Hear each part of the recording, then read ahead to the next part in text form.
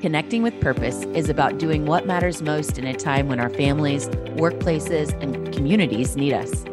This show from Purpose Views presents honest conversations about what's possible when we invest in helping our people be their best, purposeful selves. You'll hear the challenges of making those investments and tips for reaping their rewards. This show is designed to help people-first leaders like you create the impact you seek. Let me introduce you to the purpose-driven and real-talking hosts, Mark, Neil, and Nell.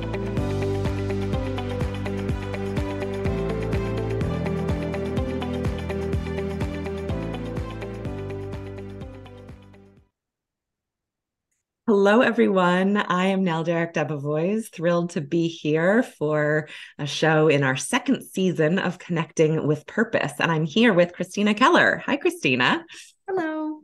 She is the CEO at Cascade Engineering, which is an engineering and manufacturing firm, a longtime certified B Corp.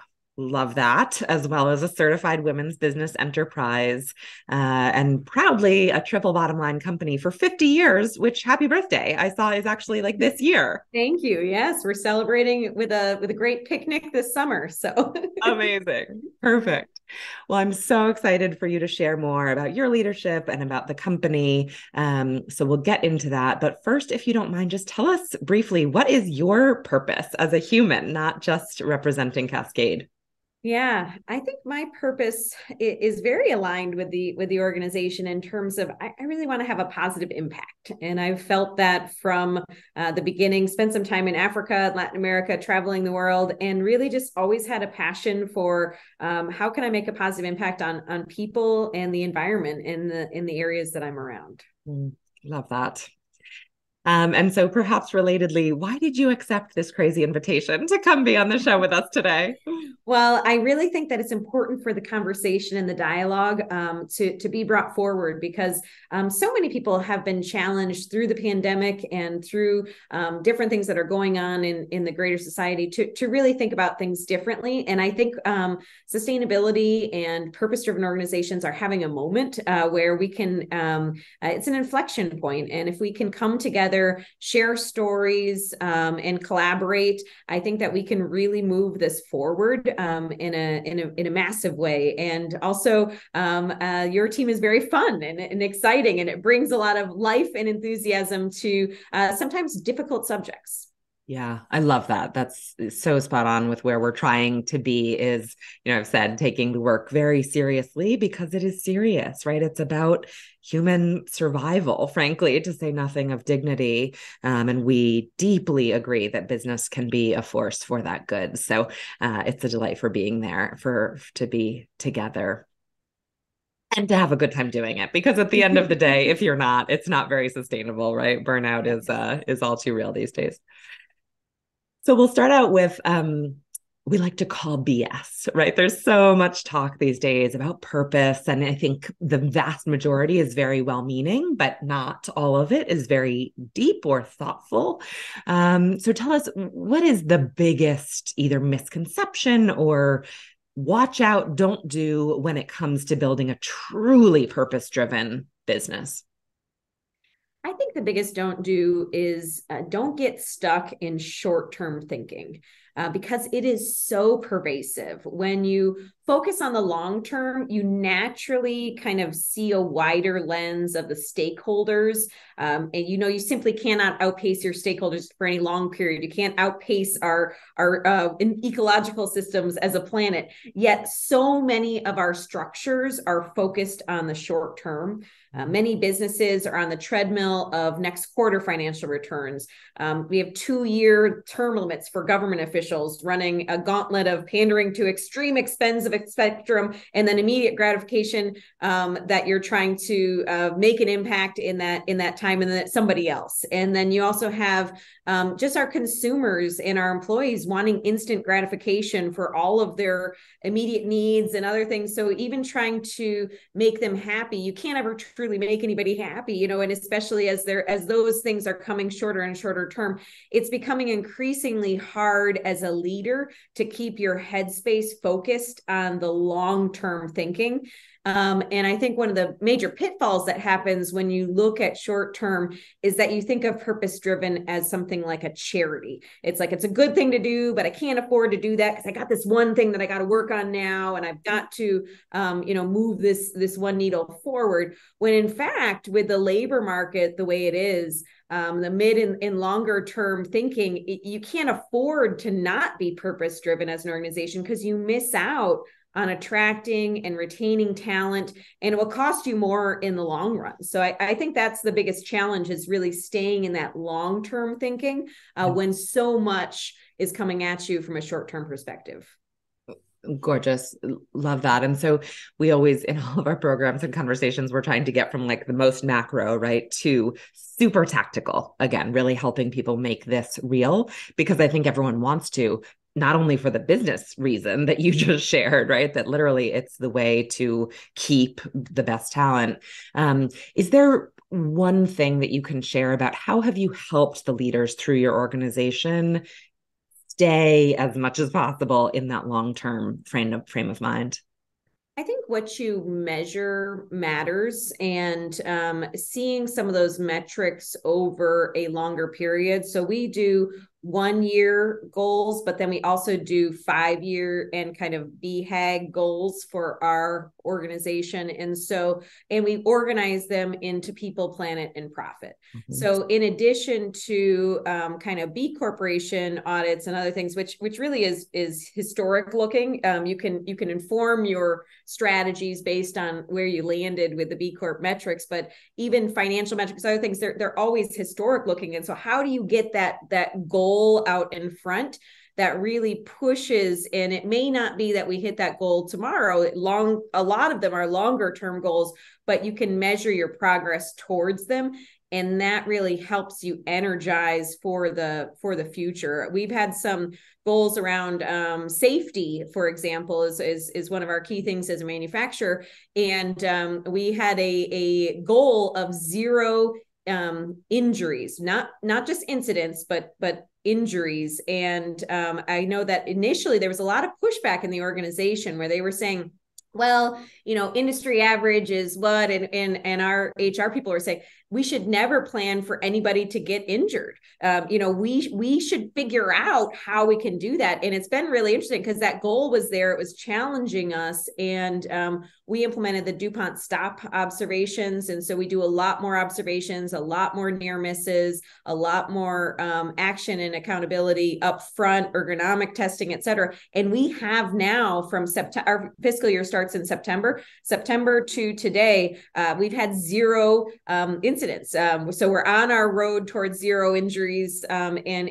Initially it was kind of inconceivable how we get to that number, but putting the goal out there and then having the metrics and the KPIs that align to those, that really helps us. And then the other one is we actually put those metrics into our COQCI bonus program as well. So all of our employees can earn up to 15% per quarter based on our triple bottom line metrics, which include profitability, but also include safety. And we do not do it based on safety incident, because you don't want to do that, but it's amount of people who have gone through the observation programs, have submitted their observations. And then also we're working on reducing our carbon footprint. So looking at going to electric high-lows or reducing our transport, et cetera. And so there's a lot of things that we're doing that we're not only putting big goals out there, but we're putting measurable metrics in, and then we're also incenting people along the lines of those initiatives. Awesome. So I know you have, we'll talk perhaps more about some of the efforts that you have to really bring out individual humans and their full potential. How do you translate those big goals that are obviously very important for the company and the company's success, which matters arguably to employees, if nothing else, because they want to stay employed, right? And win those bonuses. But how do you help them really internalize that as their own, that matters to how they want their legacy to play out? Yeah, I think it's a little bit more organic from that perspective. I mean, I think that one of the things that we do is we hit our values and our objectives pretty hard in orientation. And so, that's really the pipeline that you have of new people coming into the organization. And then we also try to hit that with trainings and other types of a lot of 7 Habits culture, a lot of other types of things that we're training and retraining our employees. But then also we have what's called Leaders Forum that we do every other month that has everybody who has a direct report into them. And we'll talk about a lot of different topics in that Leaders Forum that really helps reinforce some of the values and bring it to a more tactical level too, about what they as leaders can be doing for folks within our organization to help inspire them, and what they can be doing to refuel themselves. So a lot of just work, I guess, at the orientation side of things, but then also with the overall population, and then specifically with the leaders. Love that. Gorgeous. So we've sort of gotten to this topic maybe with that long-term thinking and measuring what matters, such important guidelines, I think, and great inspiration for folks listening. Is there something else? What's another area that you feel like you do really well in this notion of kind of building a place where people are inspired and engaged to do their best work? One of the things that we have a unique opportunity to do as a manufacturer is really look across socioeconomic classes, because we have people everywhere from the production floor to the leadership team that maybe have very different backgrounds. And so one of the things that we've done for many years, and actually got the Ron Brown Award for Corporate Social Responsibility from the President of the United States many years ago, regarding was our Welfare to Career program. And it really came out of a gentleman on our team who actually was a former returning citizen from incarceration, and also a social worker, and his name was Ron Jimerson. And he had this idea of how can we be more embracive for embrace welfare to career folks. So people coming back from maybe a challenging time. And so we worked at this program for many, many years. And what we found was there will be people across the spectrum. There are people who are excited to come, people who do not want to come, and people who are anywhere in between. And I think finding the people who are most ready, who really want to be doing this, but maybe have some barriers, and then working collaboratively on how we break down those barriers. So a lot of the barriers were transportation, childcare, access to housing, or other types of issues. So we really worked on those wraparound services. So how can we bring a social worker on site that might be able to address if there's an issue going on at the home that we can't ask about from an HR perspective. We implemented our CHOP program, which is our Cascade Housing Opportunity Program, where we have down payment assistance for first home buyers so that they can get into stable housing. We have our pay for contributions as a way internally that we said, okay, if you come in as an A-level operator, we want to show growth relatively quickly so they can go to a B and a C, and then a D-level operator is where they start to specialize of whether they're going to go technical or more of an office route. And so we can show rapid improvement in those first few months, and they can get excited about, I am making these changes. I am, taking control of my situation, and I'm able to kind of pull myself through. And I think we found a little bit of the secret sauce with that approach of breaking down barriers, wraparound services, and then giving a lot of opportunities for early and rapid growth in the organization with a pay increase that comes along with that. And I think that was a thoughtful approach that's now been replicated by many others. And also it was the underpinning for a lot of programs that we then could open up. It started with welfare to career, but a lot of returning citizens, so people coming from incarceration, a lot of people who might be just have other barriers, addiction, other things. A lot of the support services are similar, or for the needs of transportation, childcare, access to housing, et cetera. And so as we built that system and structure, we're able to expand to address other pools of individuals. And very proud to report that in West Michigan, we were one of the first ones to be focused on formerly incarcerated population. And now there's over 100 organizations that have that focus. And they actually wrote a BBC article about it because we've changed the recidivism rate for our community. And we've actually had less reintroduction into the prison system in our community based on the employers making a thoughtful consideration for how we can reintegrate and break down some of those barriers that were making it very hard for people to find employment. So powerful. So powerful. It's just fantastic. I'm going to find that BBC article and share it in the show notes so people can follow up and learn more. So how does, for those folks who are coming back with these barriers, right, from a very logistical point of view, how does their individual purpose show up in why they're choosing to come work with you? So we've got a lot of really interesting stories that come out when we do breakfasts. So we do breakfast with the CEO in their birthday month. So we get kind of a smattering of people from across the organization. By doing it by birthdays, you don't necessarily have just people from the production floor or just people from the offices. You end up with a cross-functional. And I have to say, every time that we've done these, and we stopped a little bit during the COVID period, so we need to get some of these restarted. But the stories that come out that people share, just how their lives have been changed. They were maybe, I'm a returning citizen and, I was away for a number of years. And now, I feel really engaged. The fact that they feel comfortable enough to share that story and to share, what they've gone through. I think a lot of it, I see a pride in their, I've made it through, and also a sense of, and I want to help others. I want to help others that have been in a situation such as mine. And it's really powerful to hear. But it's not necessarily the same story. I think everybody has their own challenge or their own difficulty, but I think the most pride comes through when people are sharing the difficulties that they have overcome personally and professionally, and shared gratitude for how the organization has been there for them when they've been going through difficult times.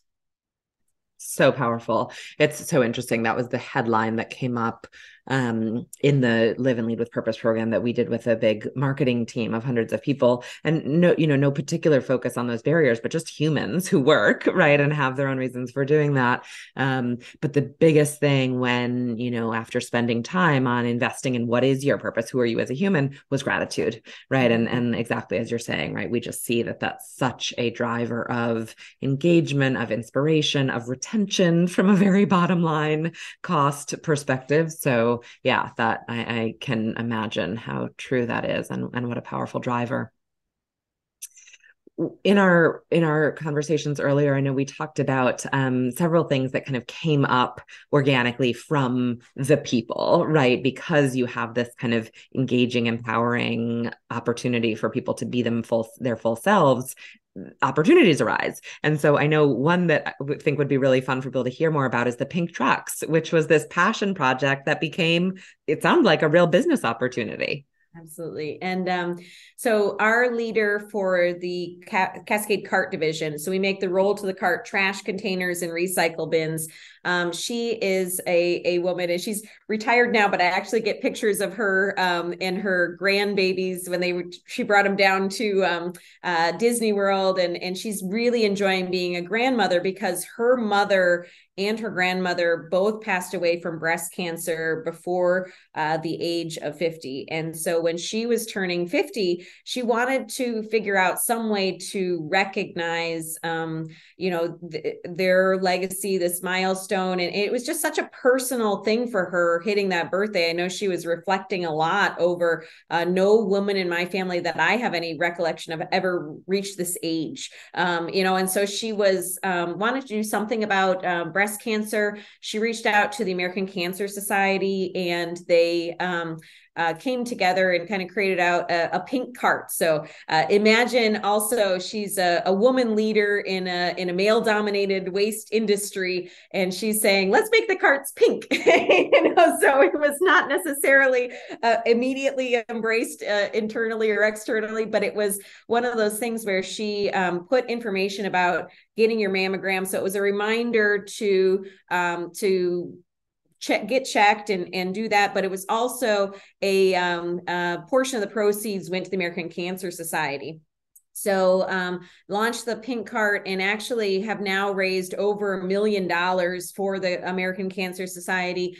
People really have passion around their pink carts. We actually had a whole community roll out pink in Indiana. There's actually one in Northern Michigan as well. And there's a lot of people that will see our carts and say, oh, I love your pink cart for breast cancer. And it has the little logo of a ribbon as well on the side. So it was a wonderful opportunity for Joanne to kind of celebrate her milestone and also raise money for a important cause and create some pull. There were actually haulers that said, we want to do the pink cart. And they said, well, that's only Cascade. And so they had to go to the Cascade Cart Solutions. And it led the pathway for the next iteration that came out, which is our Eco Cart. So our Eco Cart is using post-consumer curbside recycled waste. So a lot of people are using industrial post-industrial content and calling that good from a recycling perspective. We really wanted to tackle the difficult stuff. So the bales of mixed resin. And so we've really put a lot of effort. We actually helped create a whole infrastructure around addressing the bales from a waste management perspective and integrating those back into our carts. So our Eco Cart right now, it's 10% post-consumer curbside recycled, in addition to being 30% post-consumer recycled, which is the field carts coming back afterwards. And those are a much cleaner grade, so it's easier to put them in at a higher percentage. But we're working and pushing at how can we add more post-consumer curbside into our products as well, and really be a leader in the circular economy. So it kind of all comes together of innovative ideas that kind of build on each other and build momentum from individuals that are living their authentic lives. Absolutely. Right. So powerful. If our employees represent the people we're serving, they have all these ideas that our customers are really excited about. So that's such an awesome illustration. The pink carts are so vivid. I can just see them. Right? I love that. And so, you sort of shared wanting to do the difficult things. And I know that leaders like you don't rest easy, and you're never doing enough. So shift to that a little bit. What's kind of the next growth edge, or, is there something that feels like kind of a challenge when it comes to this internal purpose activation of your people? You've alluded to the labor market and how hard that is right now and everything we've been through. What's your concern, or where are you trying to spend energy? Yeah, one of the challenges from a people side has really been COVID disrupted our public transportation and childcare in our region. So the buses actually stopped coming out to our facility. I've been working with the local folks, and they've said, well, the ridership was down. We're like, well, you did the testing of the ridership when it was during COVID. And so how can we get this back, and how can we get this moving? We've been working with Wheels to Work and other programs on alternatives to the public transport, but we really need to get the transportation back to the locations. And then childcare, we've lost 1 in 4 daycare providers in our county because of COVID and people, adjusting to work from home. But then those places are either struggling from financial issues or even getting people. I mean, they can barely get teachers, so getting daycare providers and other things. So we're back to the basics, unfortunately, on some of these support services in our communities due to the pandemic. And I also think people are at a new level of stress because they have gone through so much over the last couple of years. I know myself included, it's been a very stressful couple of years. So rebuilding some of our core is an important part. It's an important part of what we're doing right now. And trying to get to the next level is sometimes hard to think about when you're trying to get back to where you're happy to be.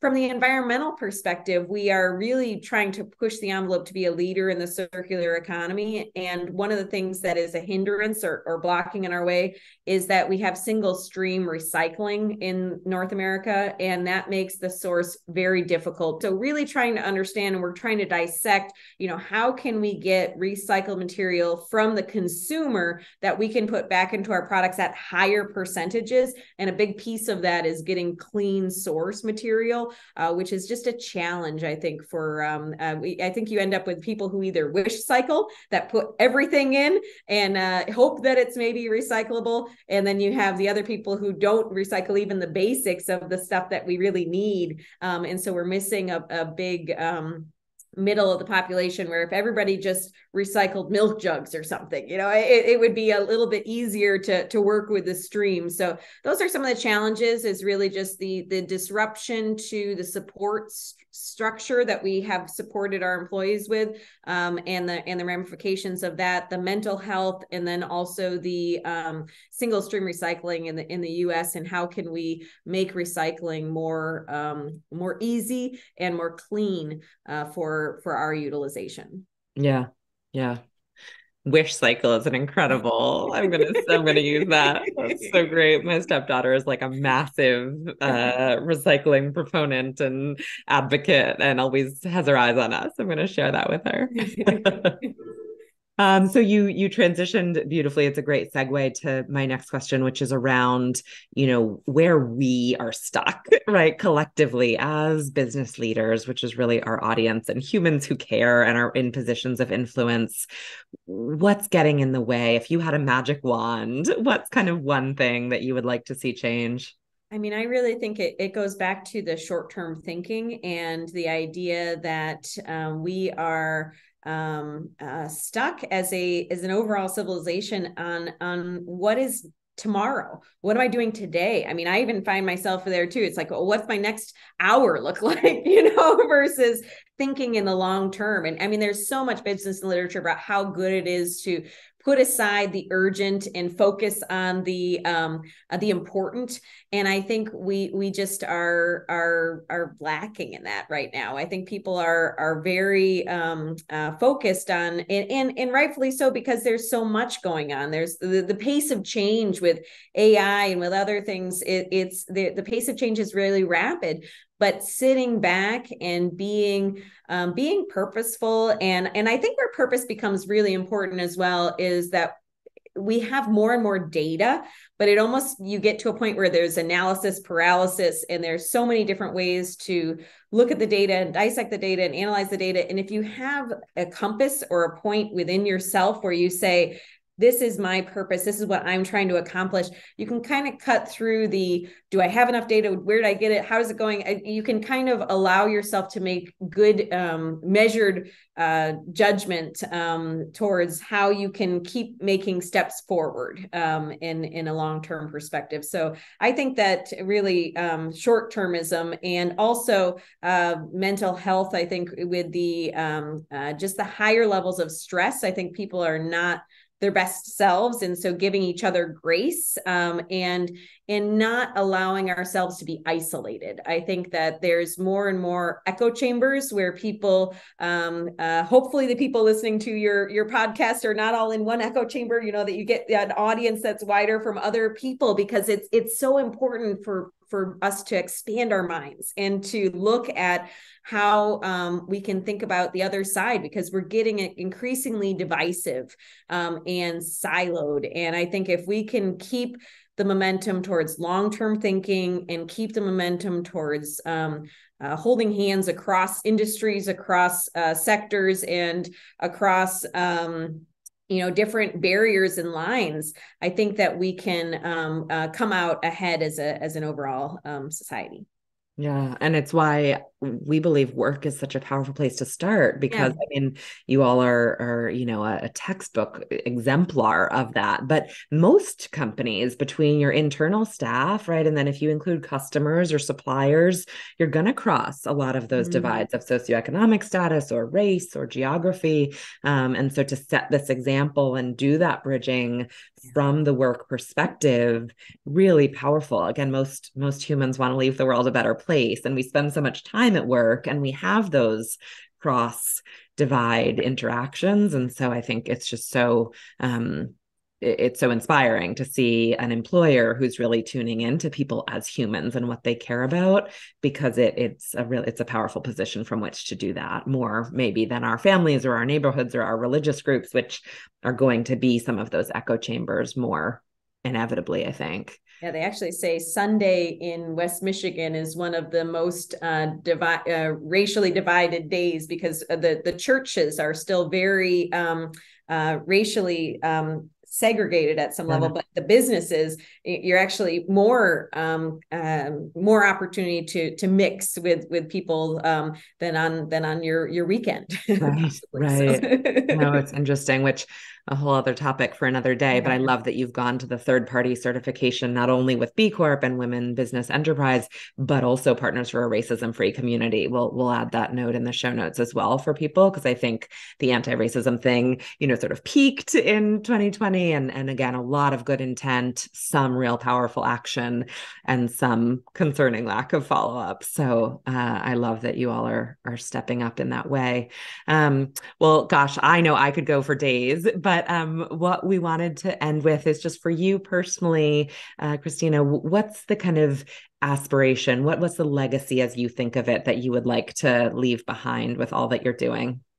I think for me, since again, my purpose is to have a positive impact on society and the environment, would be if we could demonstrate a model with a truly circular economy, and that we could also create a model of collective thriving. So where we have a group of individuals that are really on a journey to become their best selves, and that we're enabling and facilitating that. Yes, collective thriving. Get that URL. I love that. So awesome. Well, really thank you for your leadership, your courage. It's not nothing to do these things. It's risks, it's short-term investment, even though the long-term payoff is there. And just really important to see organizations like you, an engineering and manufacturing company led by a woman in the B Corp space, right? It's all very, very impressive and inspiring. So thank you. It's just a big thank you for your work and sharing your wisdom. Well, thank you. And thank you for what you're doing and for illuminating some of these stories, because stories really help people engage and move forward. And as you mentioned, I think businesses are an important place to start and to really continue the work that's being done. So thank you for everything that you're doing. Absolutely. More soon, Christina. Thanks again. We're energized about this journey and hope you choose to join us. Click the subscribe button now so you don't miss out on all the actionable wisdom to come.